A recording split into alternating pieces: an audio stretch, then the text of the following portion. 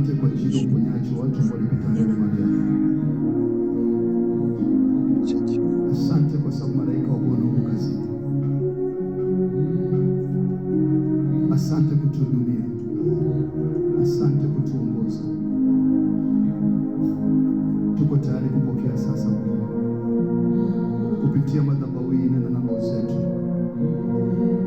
ukatufundishe, ukatuwakilishe, utupe kibali mbele zako katika jina la Yesu. Ukawe na shuhuda zisizo za kawaida, ili watu wako kajua kwamba Mungu uko katikati yetu kwa upendo usiokuwa wa kawaida. Karibu Roho Mtakatifu wa Bwana, jifunue katikati yetu. Kila vita iliyoinuka tunaisitisha kwa damu ya Yesu, katika jina la Yesu. Na wote tuseme amen. Amen. Amen. Naomba tuketi. Unajua, unapoanza huduma, wakati mwingine unaogopa kutembea katika unabii. Kwa mara nyingi nilikuwa namzuia Roho Mtakatifu, yeye ndiye mmiliki wa huduma. Kwa usiku alikuwa anatamani kuongea na mimi juu ya nini kifanyike kesho yake. Nilikuwa nazuia sana.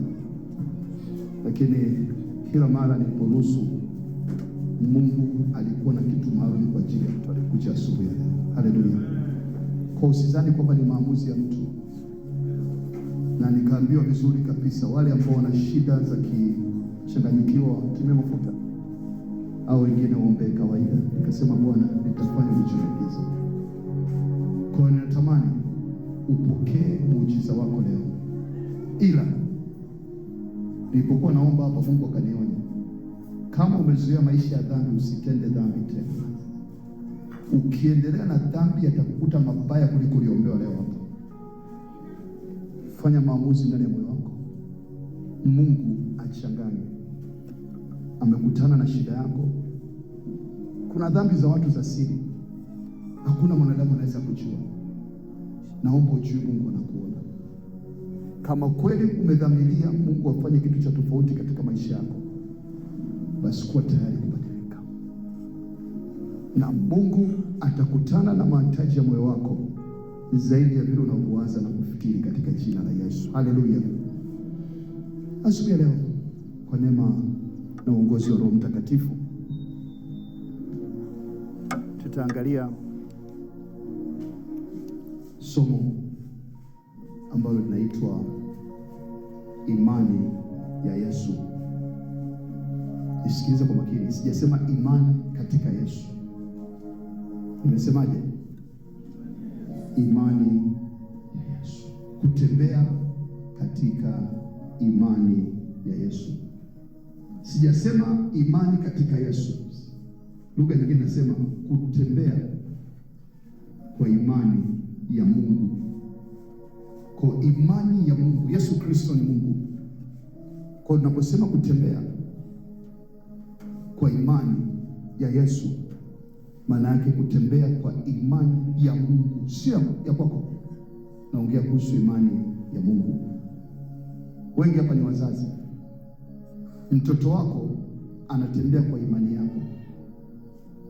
Asubuhi akiamka, hawezi kutafuta hela ya kunywa chai, atafute hela ya kula chakula mchana. Anaamini mama au baba ataleta nini? Chakula cha mchana.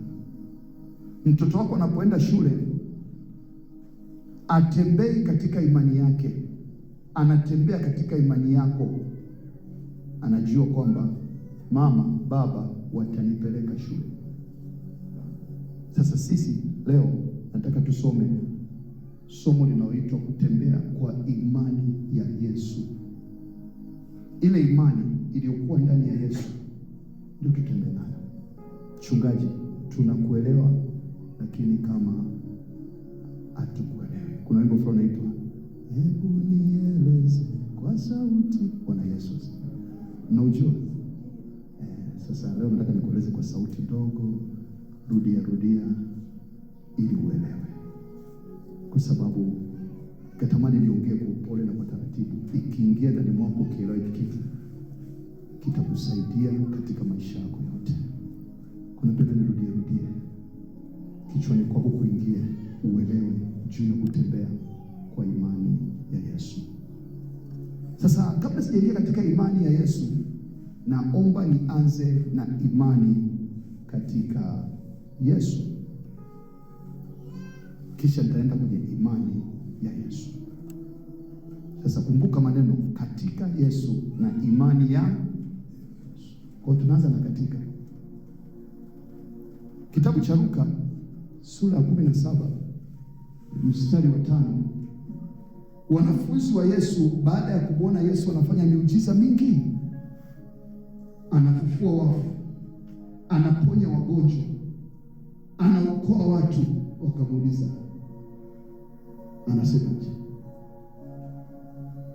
Anasema mitume wakamwambia Bwana Yesu, wakamwambia tuongezee imani. Wangapi wanapenda kuongezea imani? Basi sikiliza kwa makini leo. Jibu la Yesu lilikuwa gumu kidogo. Badala walitegemea Yesu atawaambia tumia mafuta nenda kachukua Biblia na nayo kwenye kitanda utaongezeka imani. Chukua kitambaa cheupe tutakiombea utaongezeka imani. Nenda kachukua udongo nyumbani kwenu Kigoma utaongezeka imani. Yesu hakuwajibu. Kuna watu wakati mwingine anakuwa anamwombea mtu, alafu Roho Mtakatifu ndani yako anakuambia huyu hana imani. Namuuliza Mungu kwa nini? Kwa hiyo tunalazimisha, kwa sababu unataka ajenge imani. Unachukua maji kwenye kikombe unaombea. Unataka nini? Sio kama yale maji yanaponya. Unataka ajenge imani. Na kwa chukua majani pale tuchemshe. Sio kwa bibi nataka uchukue majani, atuponye majani. Nataka ujenge, kwa sababu imani yako haiamini kwenye uponyaji. Kwa hiyo nataka nikuungamanishe na kitu kama yule mwanamke ameenda kugusa vazi la Yesu. Nataka ufike hatua ya kuwa kama yule askari akasema, wewe tamka neno tu. Sasa nikitamka neno, imani yako haikubali. Kwa mara nyingi naweza kukwambia kafanya kitu fulani. Nia yangu sio kile kitu. Wewe kafanya kwa utitu, lakini yangu nataka uunganishe imani yako na nguvu ya Mungu ili utokee matokeo. Anayekuponya ni Mungu, sio kile kitu ninachokwambia. Kwa kuna wakati naweza kuomba na wewe na nikapata amani moyoni. Kwa sababu napoomba, nikiona sipati amani, inabidi niendelee kuomba. Kinachonifanya niache kuomba, nitakapata amani. Najua Mungu anaachilia. Na kama unatembea na Mungu, unajua Mungu sasa amekuja, Mungu ajaje. Lakini kiona nimeomba, nakuta vita kwenye maombi, nakuta ngumu, na vile ndio hatua ya pili. Nikamwambia mama, chukua hii karatasi. Na siku 7 ukimwamini Mungu. Ni yangu sio karatasi. Ni yangu nataka ujenge imani ili upate kupokea Mungu. Bwana Yesu asifiwe. Nia kubwa ni hiyo, kwa sababu inahitaji nguvu ya ziada kumjengea mtu imani. Kwa wanafunzi wakasema, hivi sasa huyu Yesu usiende mbele kabla sijakuruhusu tafadhali. Huyu Yesu anafanyaje miujiza namna hii? Wakasema, tuongeze imani. Sikiza jibu la Yesu sasa. Twende mstari wa 6. Bwana Yesu akasemaje? Ikiwa una imani ndogo kama mbegu ya haradali, unaweza kuambia ukimwi pona, ukapona. Unaweza kuambia kansa nyamaza, ikanyamaza. Unaweza kuambia matatizo ya kifedha nyauka, yakanyauka. Wanafunzi akawaambia ukiwa na imani ndogo kama chembe ya haradali, ambao unayo tayari, mpaka umekubali Yesu ni Bwana, umekuja leo kanisani, manake imani ipo. Kwa nini uone matokeo? Kwa sababu una hofu. Anasema mkiwa na imani ndogo, unaweza kuambia mti huu ng'oka, katupwe baharini, ukang'oka. Bwana Yesu akaongezea imani, akawaambia kitu kikubwa sana, tamka. Kwa sababu imani yako ulionao ndani haikusaidii. Imani inayotamkwa ndio inapokea nguvu. Nimeombea wagonjwa, sio kazi yangu kuponya. Mimi nimeambiwa katamke juu ya matatizo yao. Full stop. Kazi ya kuponya ni ya nani? Yeye ndio ameelekeza. Tamka juu ya shida yako, alafu Mungu atafanya baada ya kulalamika. Hiyo ndio imani. Alafu ukishatamka jua kwamba imeshatokea yale uliyotamka. Ngoja tuongee. Hebu nenda kwenye Marko 11:22 nieleze. Hebu nieleze, rudia ili nielewe kwa sauti nyembamba, ili ingie ndani ya moyo wako. Anasemaje? Yesu akawaambia, mwaminini Mungu. Nenda mstari wa 5. Amini nawaambieni, yoyote atakayewaambia nini ukimwi, atakayewaambia nini matatizo ya kifedha, atakayewaambia nini ugonjwa wa kansa, atakayewaambia nini ugonjwa wa tumbo, atakayewaambia nini utasa, kwamba ng'oka ukatupe bali, atakayeuambia, sio atakayeamini moyoni, atakayetamka. Maanake mpaka umepata ujasiri wa kutamka, tayari moyoni umesha. Anasema ng'oka katupe bali, wala asione shaka moyoni mwake. Kutokuwa na shaka maanake nini? Nimesema tubo pona. Nikishasema hivyo nimemaliza. Yaani mimi niamini chochote kile sumu tumbo. Ndio maana yake. Ila ukisema tumbo pona, alafu ukasema hivi kweli nimepona, bora usingesema, unapoteza muda. Lakini ukishafika hatua ya kutamka, maana yake ndani yako umepokea kile unachokisema. Unaposema, nilikwambia siku moja nilikwenda kwenye biashara yangu fulani, kuna biashara ilikuwa yendi. Nikataka kusema neno, Mungu akaniambia acha. Ni muda tu. Nikaamini ni muda tu. Na kweli muda tu ulipofika, Mungu akaruhusu upepo uanze kupita.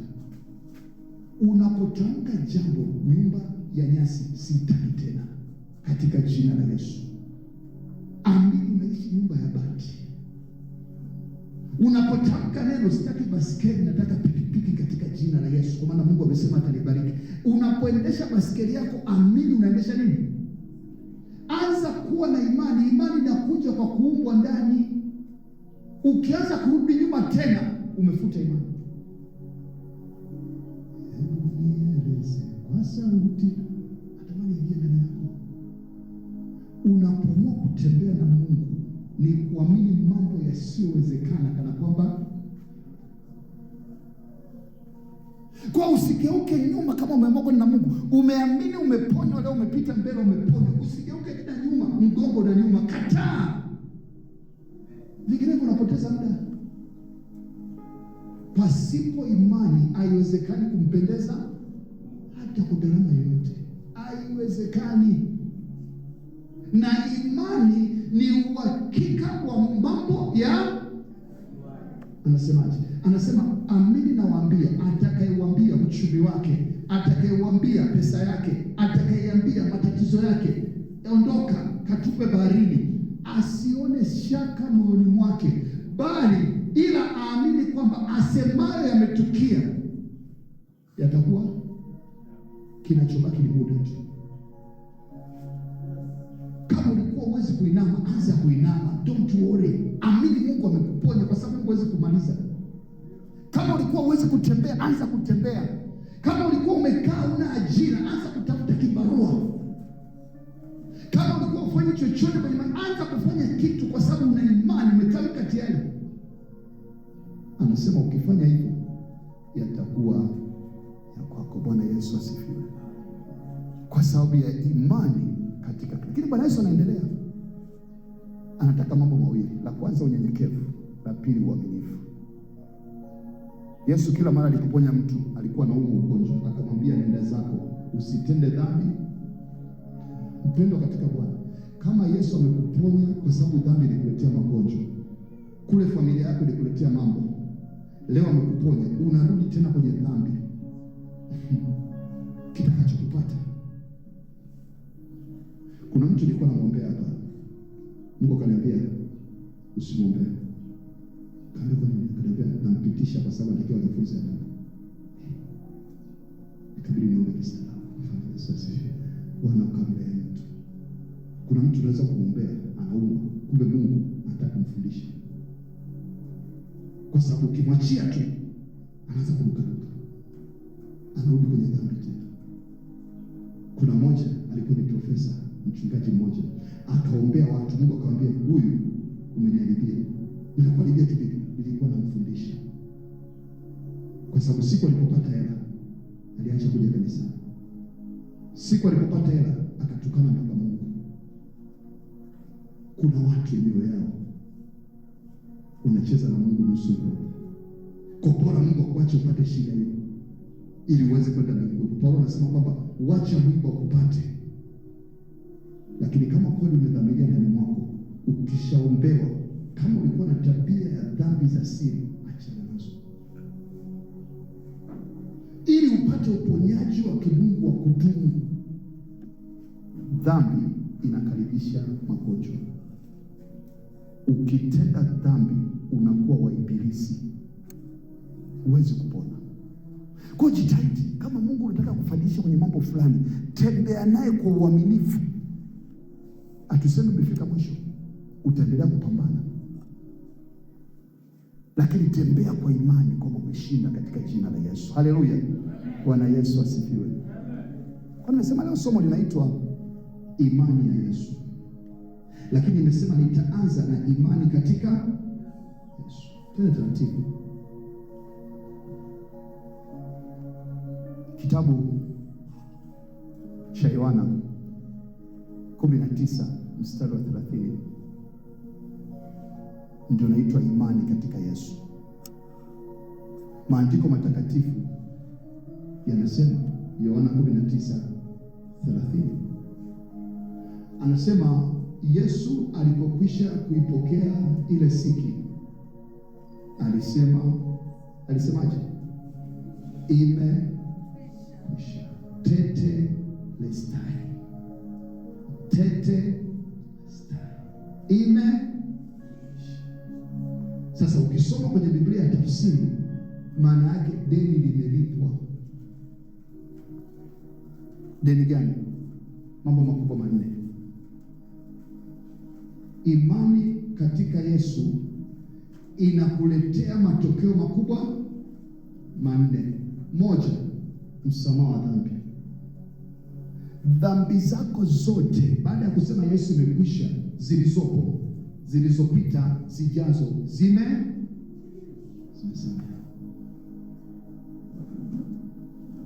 Ngoja nikwambie, Biblia haijasema kwamba inawezekana usifanye dhambi, lakini Biblia inakutaka ukifanya dhambi yoyote, fanya nini?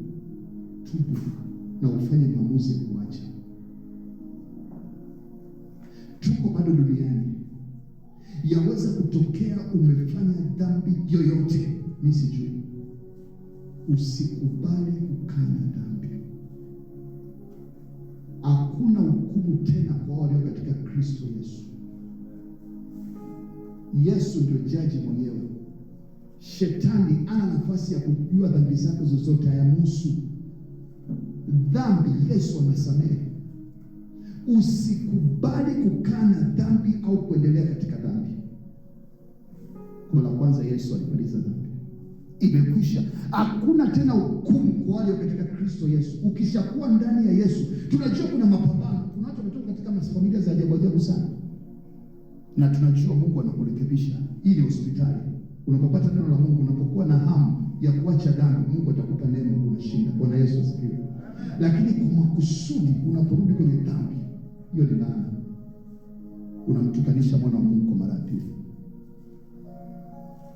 Kwa la kwanza, imani katika Yesu ni imani ndani yako kwamba Yesu amenisamehe dhambi, amelipa deni langu lote. Zamani walikuwa wanatoa kondoo, wanatoa mbuzi. Leo Yesu amemaliza yote.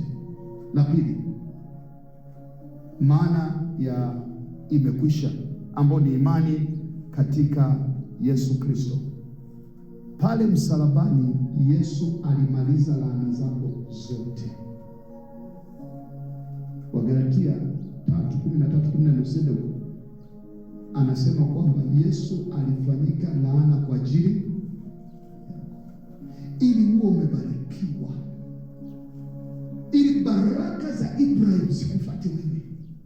Kwa la pili, imani katika Yesu ni imani kwamba mimi silaaniki, na hakuna mwanadamu anaweza kuzaliwa duniani akalilani mimi, hata kuja kutokea na hayupo. Hiyo ndio imani yangu kwa Yesu. Nimekwambia la kwanza, msamaha wa dhambi. Sina dhambi, sina. Kwa amini moyoni mwako kwamba baada ya kuwa umetubu dhambi yoyote Mungu usibaki tena unajua haya mapito yanayopita kwa sababu ya ile dhambi ya juzi. Mungu alishaondoa. Hakuna dhambi mbaya kwa Mungu ukitubu kwa Mungu acha. Hakuna dhambi haisamehewi kwa Mungu. Aibu, unajua nilitoa mimba 10. No problem. Ndio ameua watu 10. Yesu Kristo alimaliza. Tuna ushuhuda wa watu ambao walikuwa wana kizazi na Mungu akawapa watoto. Mungu anasamehe, na akisamehe anasamehe jumla. Usijihukumu tena wewe.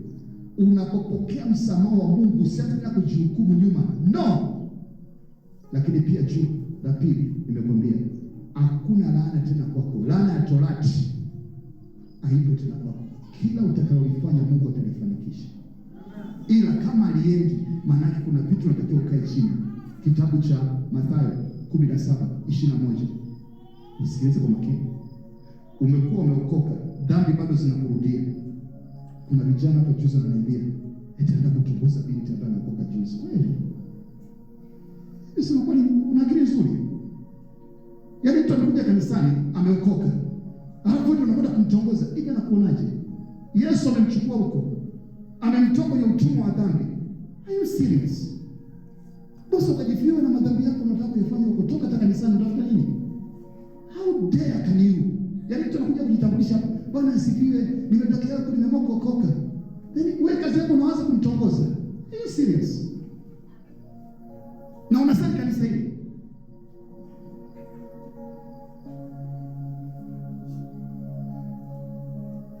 Yaani inatokea gani wokovu wako una shida gani?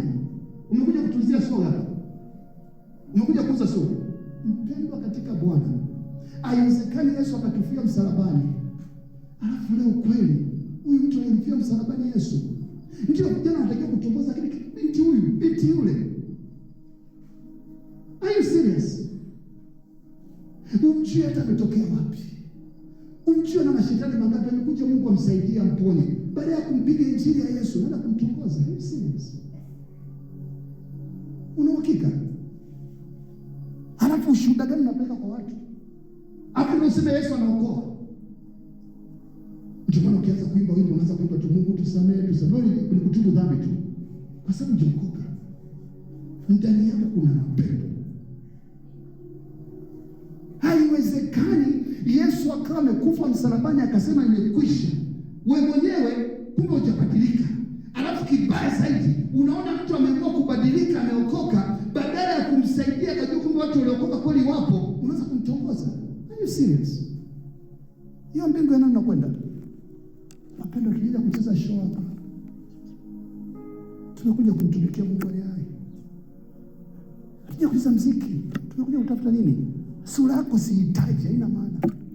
You are useless kwa ajili ya mwili wa Kristo. Waseme vijana wa kanisani wakiona tu binti moja alikuja juzi, alikuwa anakuja kusaidia kufanya vyombo hapa kidogo, alikaa siku 2-3. Mtu akamfuata akamwambia nakupa na simu. Acha ukoka. Are you serious? Vijana kome hiyo tabia katika jina la Yesu. Kama uko mtu mwenye tabia hiyo, pata ukombozi. Mtu maana mkombe Yesu anasamehe dhambi. Lakini ukiendelea katika dhambi, kama kwa unajisikia unachuta, funga. Vinginevyo dhambi itakumaliza. Ina maana dhambi haijaisha ndani mwako. Kwa sababu kazi ya Yesu ni kubadilisha watu. Kazi ya Yesu ni kukufanya utubu, uache dhambi ili uende mbinguni, usaidie na wengine. Lakini ikifika tu Yesu amelipa gharama, alafu wewe unaenda kujaribu zaidi mara 2. Pendo katika Bwana. Hiyo laana inakuja kwako na familia yako. Huwezi kupona ugonjwa wote. Labda utubu kweli kweli na kuacha dhambi. Alafu wewe bado unababaika na maisha, hujafanikiwa hata kufanikiwa. Hivi Mungu akikupa gari na nyumba itakuwaje? Yaani leo una shilingi 10 tu unaenda kutongoza, unaonga soda. Mungu akuachia neema ukapata na gari, si utakufa nalo? Kwa sababu Mungu azuie usipate gari na nyumba, utafanya maharibifu makubwa zaidi. Alafu kama unajitafutiza, basi muombe Mungu akupe neema utoke pale kuliko uendelee kuwa pale. Tutaendelea kuomba kila siku kutia mafuta, tutakuondoa nini? Unabaki pale pale kwa sababu hutaki kubadilika. Tunahitaji watu watakatifu. Watu waliokubali kufilia dhambi.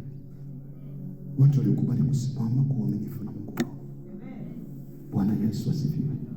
Jambo la tatu, nimekwambia la kwanza, aliposema tetelestai, alikuwa amemaliza yote. Yapi? La kwanza, msamaha wa dhambi. Ila usifanye dhambi kwa makusudi, ni laana. La pili, aliondoa laana zote. Jambo la tatu ambalo Yesu alilifanya msalabani, kubwa kupita lote, ni kwamba leo siogopi kifo. Hata nikilala hapa leo, ninajua kwamba na makazi mapya wapi. Agano la kale lote watu hawakujua. Ndio maana kulikuwa na Masadukayo na Mafarisayo, kwa sababu walikuwa hawajui tu kishakufa ndio inakuwa nini tena. Hivyo ukishaondoka katika maisha haya unaenda wapi? Lakini leo ninajua moja, nitakapokuwa nimefika hatua nimelala usingizi, malaika watakuja kunichukua, ninaenda paradiso. Yesu alimaliza yote. Hakuna kinachonitisha, na natamani na wewe pia usitishike na chochote, kiwe kifo, kiwe ni uzima. Kama kuishi ni kwa Bwana, kama kufa kwa ajili ya. Ukitembea na Yesu unajua hivyo, huna mashaka na lolote. Yesu alilipa deni, akatutoa kwenye utumwa wa shetani, akatuketisha pamoja na Mungu wetu. Jambo la 4, aliposema imekwisha, amekupa mamlaka ya kumkemea shetani. Unapoona kuna tatizo, una haja ya kuhangaika, baba, tamka jambo kwa ajili ya kile kitu. Hajasema unapoona kuna mlima, unapoona kuna ugonjwa, hajasema anza sala ya Baba yetu uliye mbinguni. Amesema tamka kwa imani. Kwa tumepewa mamlaka juu ya nyoka na nge na nguvu zote za shetani, na hakuna kitakachotuzuia. Jambo la mwisho, aliposema tetelestai, alituletea upatanisho na Mungu. Leo katika imani zote duniani, nilikuwa naongea na mtu mmoja mama mdogo sehemu fulani, nikamwambia ukiwa Mkristo, tofauti na dini nyingine yote, vitabu vyote vya dini nyingine, hakuna mahali namuita Mungu ni Baba. Umepewa nafasi ya kuwa mtoto. Baba maana yake chanzo. Baba maana yake chanzo. Kwa Mungu amefanyika chanzo cha kila unachokihitaji. Nimekwambia mambo matano Yesu alimaliza. Hiyo ni imani katika Kristo, kwa sababu imeshafanyika. Tunasema kuamini katika kazi zilizokamilika za msalaba. Kazi zilizokamilika za msalaba ni 5. Ya kwanza, msamaha wa dhambi. Ya pili, kuondolewa laana. Ya tatu, nimekwambia ni upatanisho kati ya Mungu na wewe. Ya 4 ni kwamba tuna uhakika hata leo tukilala tunaenda wapi? Paradiso. Ya 5, tumepewa mamlaka kinyume cha shetani na nguvu zake zote. Na mwisho, tumepatanishwa. Imekwisha, manake it is done. Haina tena maswali. Ni imani isiyokuwa na maswali. Ukishakuwa ndani ya Kristo Yesu, dhambi zako za nyuma zilizopo na zijazo zimesamehewa. Ni imani isiyopingika kwamba ukiwa ndani ya Yesu Kristo huwezi kuwa na laana, bali umebarikiwa katika baraka za Ibrahimu. Ni imani isiyopingika, ukiwa ndani ya Yesu utakapolala unaenda paradiso, sio kuzimu. Ni imani isiyopingika kwamba shetani anapokuangalia anaogopa usije ukasema neno, kwa sababu ukitamka neno lote kwa imani, malaika wanafanya kazi. Umepewa mamlaka juu ya shetani. Ni imani isiyopingika kwamba Mungu akikuangalia, hata kama uweje, anakuona kama mtoto wake. Yesu amekaa mbele yako, Mungu anakuthamini kama mtoto wake, haijalishi wewe ni nani. Kwa una vitu vikubwa vitano, imani katika Yesu. Sasa nisikize kwa makini. Je, imani ya Yesu ni nini sasa mchungaji? Sasa umepata vitu vitano hivyo. Nategemea vijana wa kanisani tusikie kijana ameanzisha duka. Kuna kijana wangu alikuwa mtoto mdogo, alikuwa anafanya kazi hapo nyumbani. Akaniambia naomba mtaji. Nitakuwa nachukua mitumba na iosha viatu, nitafanya. Akaanza biashara hapo. Bahati mbaya kwa sababu mtoto mdogo atakuokoka. Alipopata vile akaanza kutongoza watoto wa watu. Wakataka kumuua mara 2-3. Bwana Yesu asifiwe. Alikuwa ameokoka, nilimfukuza na kanisa, mjinga kabisa. Ndio unajua kuna watu wengine unawaangalia unasema jamaa akipata pesa huyo. Yaani hapa tu swali inapiga mapaka hata wewe unafanya hivi. Je, akipata hela? Wewe Mungu amzuie tabaki kwa mpaka siku hizo tuende mbinguni. Bwana Yesu asifiwe. Ni tatizo. Kwa hiyo akafanya, tunataka tusikie habari watu ambao wameokoka, wana mambo matano. Kijana amekuja ananiambia, mchungaji, nina project fulani. Nimewaza jambo fulani.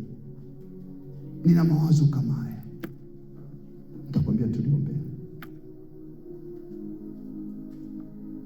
Lakini ukuta kijana anaongea vitu ambavyo havieleweki, yupo tu.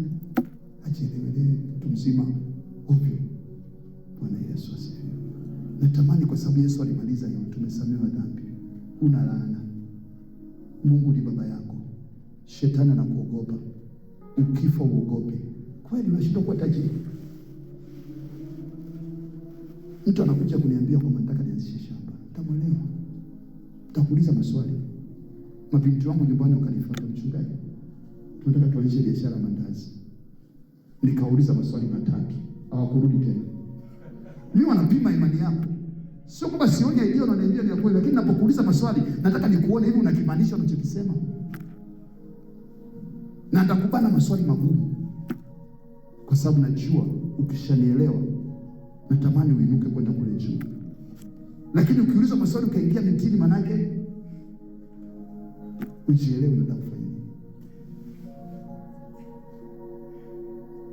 Natamani watu wabadilike. Natamani kuona watu wakiinuka. Hapa tunakwenda baada ya wiki 2-3 zijazo. Tunakuwa na mafunzo maalum ya kutengeneza sabuni na batiki. Watu wakaniambia ni kwa ajili ya kina mama tu. Nikamwambia no. Mimi naangalia mtu yote ambaye anataka kufanya hivyo. Mimi nataka nione watu wakiinuka kanisani. Yesu amekusamehe dhambi. Yesu amekuokoa. Yesu amekuweka huru. Kwa nini usiwe tajiri? Kwa nini uendelee kubangaiza mwaka 2026, 27, 28 hivi? Mjika tu upo tu. Labda wewe fara ambaye unataka kutongoza watoto wa kike baada ya kufanya mambo ya maana. Natumia maneno magumu kidogo kwa sababu nataka upone. Amen. Lakini ukiwa na mawazo mazuri, akili yako inaponywa. Mungu anakutana na wewe. Namalizia sasa. Imani ya Kristo. Bwana Yesu asifiwe.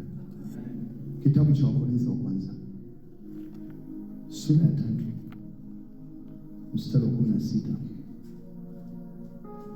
Maandiko yanasema, Wakorintho wa kwanza sura ya 3 mstari wa 16. Anasema, amjui kuwa nyinyi mmekuwa hekalu la. Kwa wewe ni nani? Wewe ni maana yake nini? Makao makuu ya mbinguni ya kwako ndani yako. Wewe tayari ndani yako, anasema ya kuwa Roho wa Mungu anakaa ndani.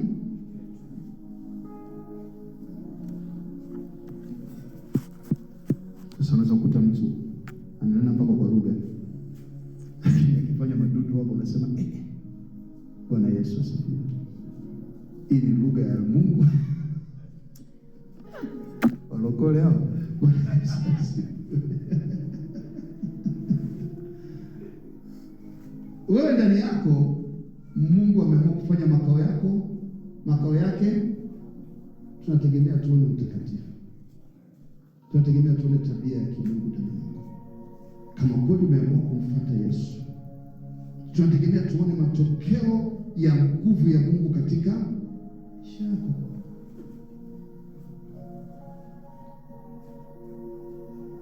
Imani katika Yesu, kwa sababu Mungu Baba, Mungu Mwana na Mungu Roho Mtakatifu wameamua kufanya makazi ndani yako wewe. Ina maana unaposema kwa jina la Yesu, anayesema ni nani? Anayesema ni nani? Sio wewe tena, sio mimi ninayeishi, bali Kristo. Kwa unapotamka shetani toka, sio wewe, kwa sababu wewe tayari ni hekalu la imani ya Yesu. Maanake sio tena unaomba msamaha, unaomba msaada kwa Mungu, unatembea katika mamlaka ya kutamka, kwa sababu ndani yako kuna nani? Yaani wewe Yesu hayuko mbinguni umtafuti, Yesu yuko ndani yako. Kwa hiyo maana una imani ya Yesu, sio imani yako. Imani yako ilishaondoka. Imani ya Roho Mtakatifu sio imani yako tena, imani ya Roho Mtakatifu, imani ya Mungu Baba. Kwa unapoishi katika maisha ambayo imani ya Mungu ndani yako, sio imani katika Mungu. Imani katika Mungu ni ile ya kwanza, mambo matano. Imani ya Mungu ni kwa ajili ya kutenda mambo makubwa. Ukianzisha biashara, imani ya Mungu inakupa uwezo wa kuifanya vizuri. Ukiombea wagonjwa, imani ya Mungu inakupa uwezo wa kufanya vizuri.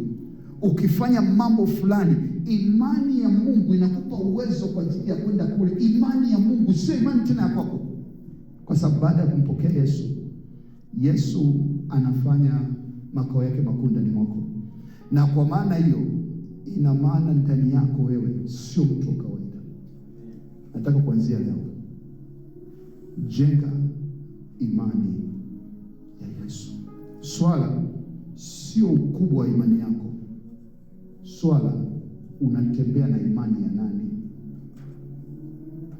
Hatua ya kwanza, lazima uamini Yesu yuko ndani yako. Hatua ya pili, lazima uamini Roho Mtakatifu yuko. Hatua ya tatu, lazima uamini Baba Mungu yuko. Kwa unakuwa makini, kwa sababu wewe tayari ni hekalu la Mungu, na chochote utakachokisema maana kitatokea, kwa sababu ule uwepo wa Mungu unakupa uwezo wa kutenda mambo makubwa zaidi. Unatoka hatua kusema namtumainia Mungu atafanya, unasema nitafanya katika jina la Yesu. Haleluya! Kwa sababu ndani yako kuna imani ya Mungu. Unaumwa ugonjwa, nitapona katika jina la Yesu. Sio kwa sababu kwamba unamwomba Yesu, Yesu yuko ndani yako tayari. Wewe imani yako ni ndio ya Yesu yenyewe. Nataka leo ujenge msingi wa imani ya Yesu. Yule mwanamke alikuwa anatoka damu, akasema nikigusa vazi lake tu nimefanya. Kuanzia leo sio tu vazi lake, ndani yako kuna Yesu kabisa. Amen. Ndio maana niwaambia siku moja, siamini katika magonjwa na sitakuja kuugua. Amen. Mchungaji unakufuru, mtu uhalisia, kwa sababu ndani yangu kuna nini? Yesu. Nina imani ya Yesu, sio imani katika ile ilishamalizika, ni ya muhimu nayo, lakini hii ya Yesu inanifanya niweze kuamini mambo makubwa ya kumaliza kazi za Yesu zaidi ya vile vilivyofanyika mwanzo. Haleluya. Unaweza kukutana na changamoto. Imani ya Yesu, badala ya kuogopa changamoto, inakufanya uweze kuzipenda changamoto na kuziondoa katika jina la Yesu. Badala ya kusema changamoto, jamani, Mungu nisaidie na kufa, hivyo unakuwa na imani katika jina la Yesu. Changamoto toka, unaitupa baharini, kwa sababu una imani ya Yesu. Wanafunzi walipomuuliza Yesu, tuongezee imani, Yesu akamwambia, mnayo tayari. Wewe hapo ulipo, ndani yako ni makao makuu ya mbinguni. Mungu Baba, Mungu Mwana wameamua kutengeneza maisha yao ndani yako wewe. Leo unapoondoka, usiishi kama zamani. Imani yako katika Yesu na imani yako ya Yesu vinakusaidia kuwa mtu wa tofauti katika maisha yote. Badilisha namna unavyofikiri. Ikimbie dhambi kama ukoma. Kataa kurudi nyuma. Ishi maisha ya kumpendeza Mungu. Alafu uone kama ndani ya siku chache, ndani ya miaka michache, ujao mtu ambaye umeenda juu sana, na utukufu wa Mungu ukikuzingira isivyo kawaida. Tusimame.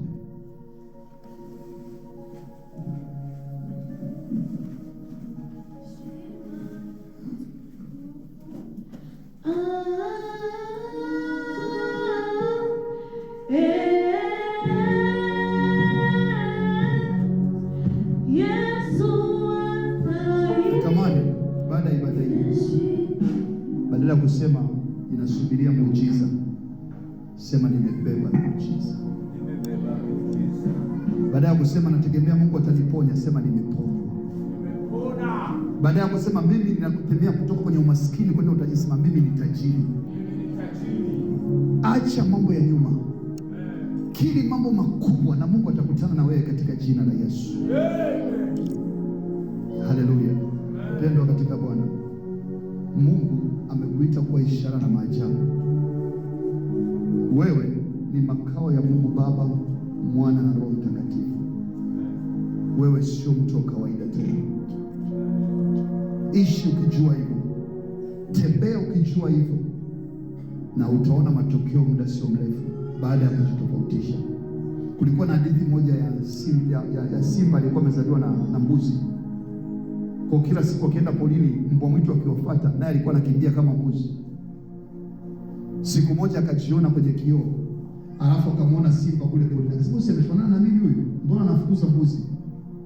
Alikwenda polini, sikio mbuzi wanakimbia, yakasimama kupambana na mbwa mwitu, akawatafuna wote. Leo napenda utambue wewe ni simba, ila ulikuwa unakimbia kama mbuzi. Wewe sio mbuzi, walikudanganya kwamba wewe ni mbuzi. Ndani yako kuna uungu, ndani yako kuna nguvu ya Mungu. Usiogope, na kama kuna jambo gumu, omba mpaka limetokea katika jina la Yesu, kwa sababu Mungu ana makusudi makubwa na maisha yako. Usiangalie ukubwa wa shida yako, angalia ukubwa wa Mungu ambaye anakaa ndani yako.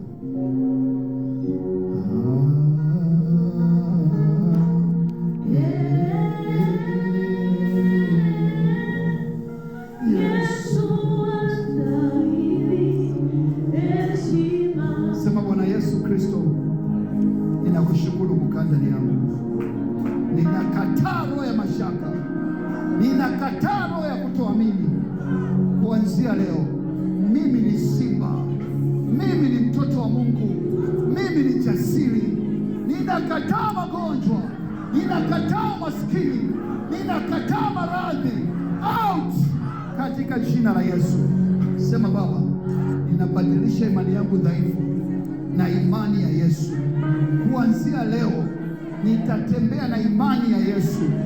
Baba, kwa jina la Yesu, naomba ujasiri wako uinuke ndani yangu kukabiliana na kila changamoto katika jina la Yesu.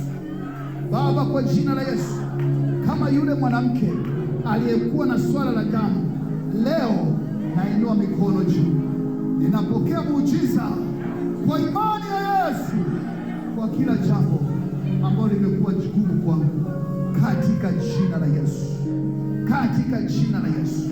Naamuru mlima wa